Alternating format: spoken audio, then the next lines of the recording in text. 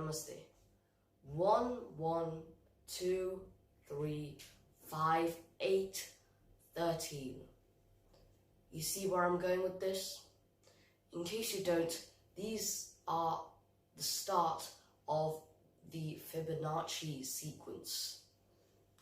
And you might think that this sequence was discovered by Italian mathematician Leonardo Fibonacci, but it was actually discovered over 1,000 years before Fibonacci by Indian mathematician and poet Acharya Pingala.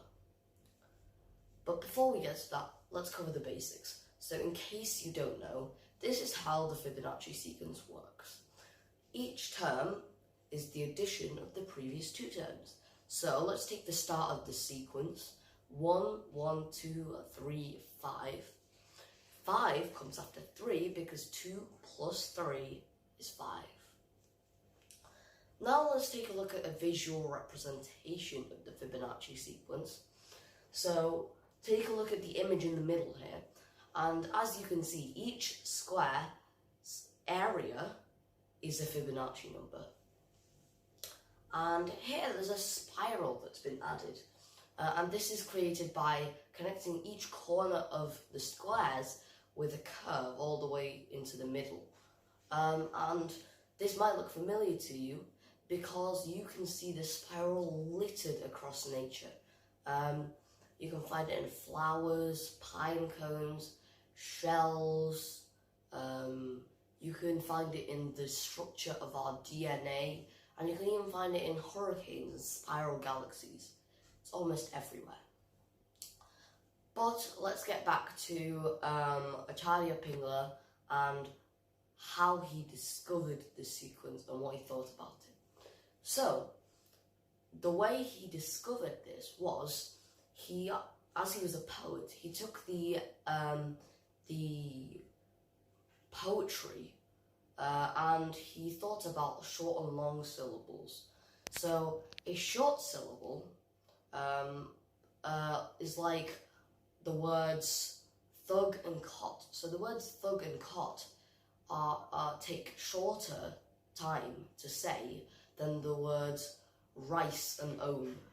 And that's because thug and cot are short syllables, while rice and ohm are long syllables, or examples of long syllables. And so, short syllables are worth 1 beat, while long syllables are worth 2 beats. So if we did a count like this, 1, 2, 3, 4, then if we fill it with short syllables, then each short syllable will be worth 1 beat or 1 clap. So like this, thug, cot, thug, cot. Each syllable is worth 1 clap. Whereas rice and ohm are long syllables, so they take 2 claps to complete. Rice, ohm. And so as you can see, they take longer to say in the same amount of time. So now let's look at how Pingala actually thought of this. So, he thought about having one single beat. And let's say you wanted to fill this one single beat with short and or long syllables. So, there's only one way you can really do this. And this is by just using 1 short syllable.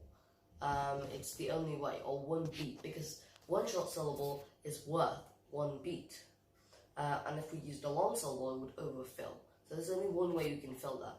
Whereas, if we wanted to fill 2 beats, then there are 2 ways of doing this. And that is by filling it either with 2 short syllables, so thug, cot, or we can fill it with 1 long syllable, ohm. And as you can see, both of those were 2 claps. With 3 beats to fill, or 3 claps to fill, there are 3 ways you can do this. Well, with 4 beats to fill, there are 5 ways you can do this. And with 5 beats to fill, there are 8 ways you can fill this. But now we can see a pattern emerging. And that is in the number of ways we can arrange these. Because if you look, these are the first couple of numbers in the Fibonacci sequence. 1, 2, 3, 5, 8. And believe it or not, this pattern goes on, and this is how Acharya Pingala actually discovered this sequence. And we know this because this is how he wrote about it in his notes. So yeah. Anyway, thanks for listening. I hope you learned something today, and I hope this inspired you to look at maths in a more positive and a more fun and a more interesting way. Thanks.